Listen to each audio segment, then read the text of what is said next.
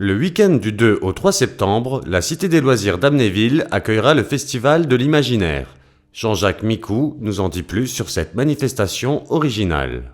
Festival de l'Imaginaire, qui est un nouvel entrant dans le paysage local.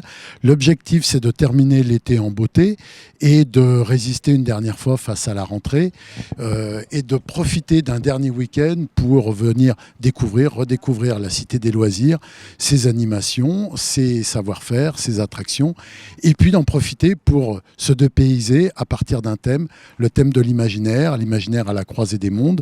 Et ces mondes, ça va du monde médiéval au monde féerique, au monde de l'imaginaire steampunk, post-rétro-futuriste, etc. Et donc l'idée, c'est de découvrir tout ça sur un week-end, sur 2 jours, le 2 et le 3 septembre à la Cité des Loisirs.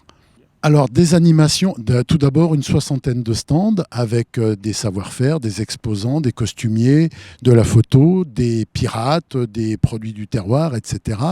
Et puis des animations musicales avec des troupes et des compagnies qui sont sur le thème des chansons de pirates, chansons populaires.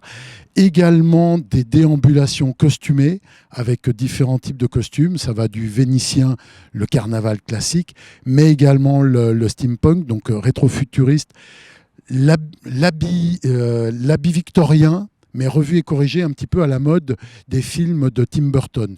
Donc un peu le côté délirant, Jules Verne, la découverte qu'on faisait au 19e siècle du progrès. Et l'image surtout qu'on se faisait du progrès autour de la machine à vapeur. Donc sur cette machine à vapeur, on aura une machine à bulles, une machine à distribution de bonbons, des costumés. Et d'ailleurs, on invite le public à venir costumer puisqu'on aura aussi des récompenses pour les plus beaux costumes avec des lots, avec des invitations, avec des dégustations offerts par les acteurs de la Cité des Loisirs. Alors, un événement gratuit, populaire, ouvert à tous, au plus grand nombre, donc qui se déroulera sur la Cité des Loisirs avec 3 lieux principaux. Le parvis de l'image, avec donc là des exposants, des stands, le parvis du casino et le parvis de la piscine. Avec une originalité sur le parvis du casino, puisque nous aurons un androïde de 2 mètres de haut, doté d'intelligence artificielle, qui pourra répondre à des questions. Mais surtout, l'originalité de cet androïde, c'est qu'il accompagne à la batterie un guitariste.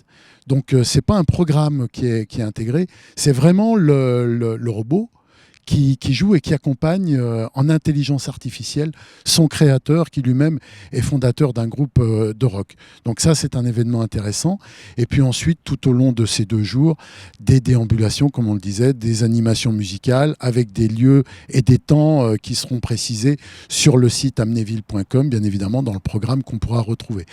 Alors, rendez-vous le 2 et 3 septembre, le samedi 2 à partir de 11h jusqu'à 21h et le dimanche 3 de 9h du matin jusqu'à 19h. Donc sur le parvis de l'image, parvis de la piscine, parvis du casino, entièrement gratuit, ouvert au plus grand nombre. Et surtout, venez déguiser. Il y aura des lots pour tous les déguisés. Et surtout, l'idée de cet événement, c'est de mettre en scène les acteurs de la Cité des Loisirs. Donc nous avons l'association Incitea qui regroupe ces opérateurs, ces commerçants. Nous avons un certain nombre de partenaires directs comme le Kinépolis, comme le casino, comme des restaurants en direct.